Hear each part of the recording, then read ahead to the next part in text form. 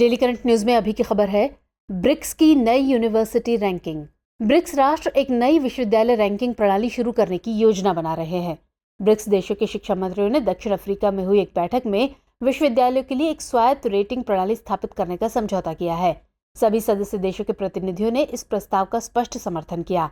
शिक्षा मंत्रियों की इस बैठक का मुख्य विषय आधुनिक वैश्विक परिदृश्य में जवाबदेह और प्रासंगिक शिक्षा और प्रशिक्षण की आवश्यकता के इर्द गिर्द रहा।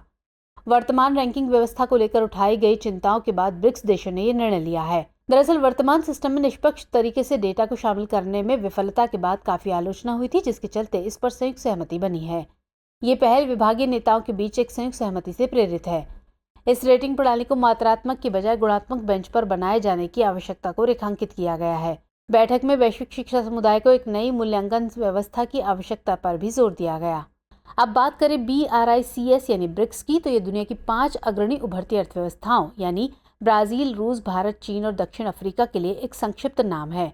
इसका पूर्व नाम BRIC ब्रिक यानी ब्राजील, रूस, भारत और चीन था। इसके निर्माण की शुरुआत रूस ने की थी। ये समूह न कोई अंतर्राष्ट्रीय अंतर सरकारी संगठन है और न ही ये किसी संधि के तहत स्थापित हुआ है। ये उपर्युक्त 5 देशों का एक एकीकृत प्लेटफॉर्म कहा जा सकता है। इसका उद्देश्य अधिक स्थायी, न्यायसंगत और पारस्परिक रूप से लाभकारी विकास हेतु समूह सहित अलग अलग देशों के बीच सहयोग को व्यापक स्तर पर आगे बढ़ाना है।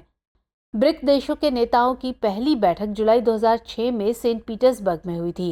इसके बाद पहला ब्रिक शिखर सम्मेलन 2009 में येकातेरिनबर्ग, रूस में आयोजित किया गया था। 2010 में दक्षिण अफ्रीका के शामिल होने के बाद इसका नाम बदलकर ब्रिक्स कर दिया गया। कुल मिलाकर ये देश दुनिया की 40% अधिक आबादी और वैश्विक अर्थव्यवस्था का करीब 1/4 हिस्सा हैं। 2023 में 15वां शिखर सम्मेलन 22 से 24 अगस्त के दौरान जोहान्सबर्ग में आयोजित किया जा रहा है। इस सम्मेलन की मेजबानी अध्यक्षता दक्षिण अफ्रीका कर रहा है। आपको बता दें कि कोविड-19 महामारी के कारण लगातार 3 वर्षों तक आभासी बैठकों के बाद ये पहला व्यक्तिगत शिखर सम्मेलन है।